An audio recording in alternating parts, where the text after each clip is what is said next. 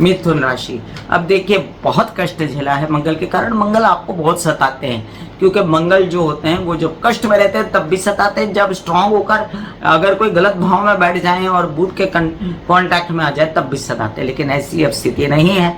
आपके षष्ठ भाव के स्वामी, आपके लाभ भाव के स्वामी, लाभ भाव के स्वामी लाभ में, और क्या चाहिए, चारों उंगलियां घी में और सिर कढ़ाई में।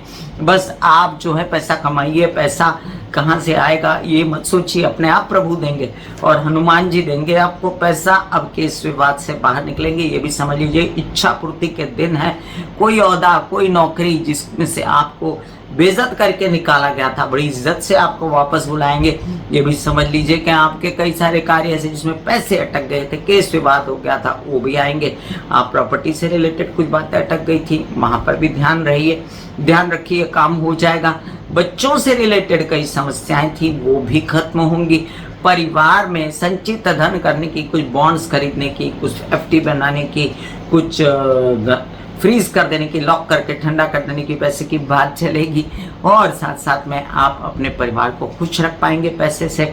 आपके बड़े ताए चाचा पिता समान लोगों के साथ लड़ाई झगड़े ना करें, क्योंकि यहाँ पर एक अंगारक योग जैसा योग बनेगा। सूर्य मंगल साथ में होंगे और आपके अंदर बहुत अग्नि है, तो इस अग्नि को काम में लाइए।